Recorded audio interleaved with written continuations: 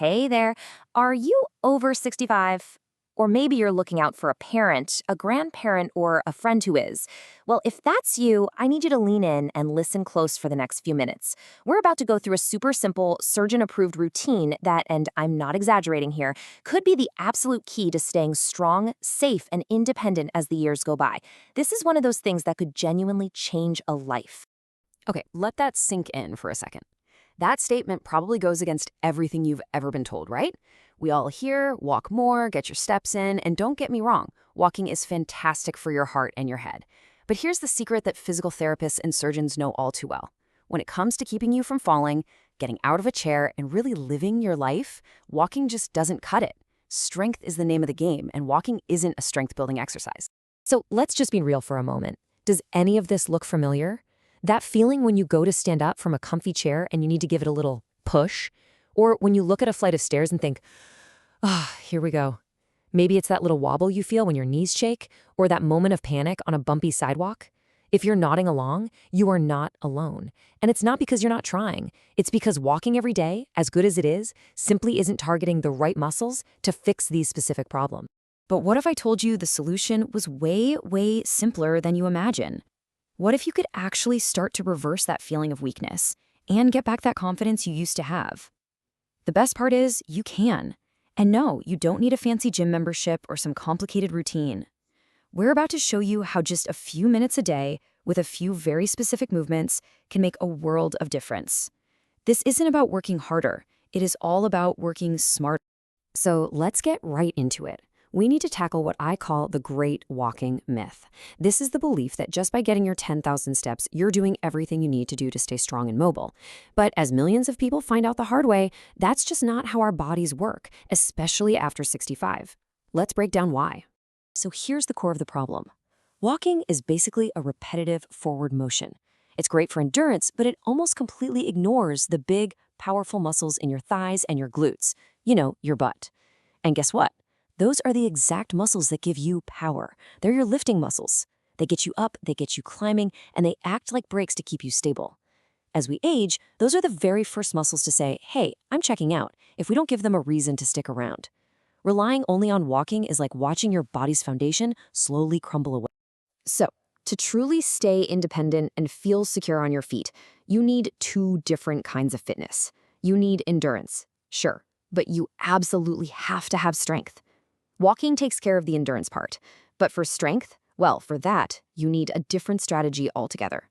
Let's see what that looks like. This chart really lays it all out perfectly. Think of your body like a car. Walking keeps your engine running smoothly. That's your heart, your lungs, it keeps you healthy. But these 3 exercises we're about to show you, they reinforce the car's frame, they beef up the suspension, and most importantly, they service your brakes. They are what keep you safe and independent.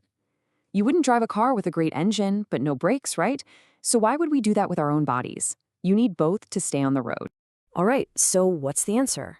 It comes down to these 3 incredibly simple, totally safe, surgeon-approved movements. These aren't just random exercises. They are specifically chosen to rebuild your body's foundation from the ground up. First up, and honestly, if you only do one thing from this entire explainer, please make it this one: the simple chair sit-to-stand. It looks so basic, right? But don't let that fool you. This single movement is probably the most powerful and functional exercise you can do to build real-world strength. Okay, here's how you do it. Find a sturdy chair, one that won't slide. Sit on the edge with your feet flat on the floor, about shoulder-width apart. Now lean your chest forward a bit and push through your heels to stand all the way up. Try your best not to use your hands. Then, and this is the most critical part, lower yourself back down slowly, no plopping. Control the movement all the way down. If you need to use your hands at first, that is totally fine. The goal is just to use them a little less each week as you get stronger. Now, what's really incredible is that this isn't just an exercise, it's actually a test. Doctors and physical therapists use the sit-to-stand test as the #1 predictor of how well a person will be able to live on their own long term. Why? Because it directly measures the strength in your quads, your glutes, and your core, the exact muscles you need to get out of bed, off the toilet, and out of a car. This is what we call functional strength, and it's literally the key to freedom. Okay, exercise number 2 targets a part of the body we almost always forget about: our calves. Heel raises might seem small, but they are unbelievably important for your balance and your ability to walk properly. In fact, some experts call the calf muscles our second heart because they play a huge role in pumping blood back up to your chest. So here's the move. Stand up straight and hold onto a wall or a countertop for a little bit of support. Slowly, rise up onto the balls of your feet, lifting your heels as high as you possibly can. Pause right at the top for just a second, really squeeze those calf muscles. Then, even more slowly, lower your heels all the way back to the floor. The magic here is in the control. No bouncing up and down. So why are these so important? Get this. Scientific studies have shown that doing calf raises regularly can slash your risk of falling by up to 30%. That's a huge number. This one little exercise strengthens all the tiny stabilizer muscles in your ankles and feet that act like a rudder, constantly making small adjustments to keep you balanced, especially when you're walking on uneven ground. And if you need more convincing, look at this. This chart is a perfect illustration of why walking alone isn't the answer. When you're just walking, you're only using about a quarter of your calf muscles' potential. But with a proper heel raise, you're firing up almost 90% of the muscle. That's the signal your body needs to say, oh, we need this muscle, let's keep it strong. And that brings us to our third and final key to independence, the marching knee lift. This movement directly combats one of the biggest causes of trips and falls, shuffling your feet. Again, hold on to something for balance, stand tall. Then, slowly lift one knee up toward your chest, aiming for hip height if you can. Don't worry if you can't get it that high at first, just go as high as is comfortable. Then, with that same slow control, lower it back down and switch to the other leg. Just think of it as marching in slow motion. The goal is smooth, steady movement.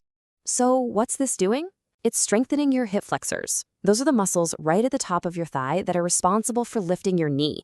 When your hip flexors get weak, you stop picking up your feet properly. You start to shuffle. And that's exactly when your toe catches the edge of a rug or a little crack in the pavement, and down you go. Walking doesn't strengthen these muscles, but marching does. It's retraining your body to do the simple, crucial job of lifting your feet clear off the ground with every step. So I know what you're thinking. Okay, this all sounds great, but how long is this going to take? When will I actually feel a difference? Well, the amazing news is that your body is designed to adapt. As soon as you start giving it these new signals, it gets to work. Let's look at a realistic timeline. Within just 2 weeks of doing these exercises 3 or 4 times a week, you'll start to feel it. Your muscles will feel, well, more awake, more solid. By 8 weeks, or about 2 months, you'll notice that daily tasks are just easier. Getting out of the car, carrying in the groceries. It won't feel like such a chore. And at the 3-month mark, that's when the real magic happens. Your confidence comes roaring back, your sense of balance improves, and that little voice in the back of your head that's always worried about falling, it starts to get a whole lot quieter. Before we wrap up, I want to leave you with a final and maybe the most important message of all. If you're listening to this and thinking, I'm just too old or it's too late for me, I'm already too weak, I need you to hear me clearly. That is simply not true. It is never, ever too late to get stronger. And this isn't just me being optimistic. This is hard science. Study after study has proven that our muscles retain their ability to grow and get stronger our entire lives. It doesn't matter if you're in your 70s, 80s, or even your 90s. The potential for strength is always there, just waiting for you to tap into it. So please, remember this. Your body isn't failing you. It hasn't given up on you. It's just been waiting for the right instructions.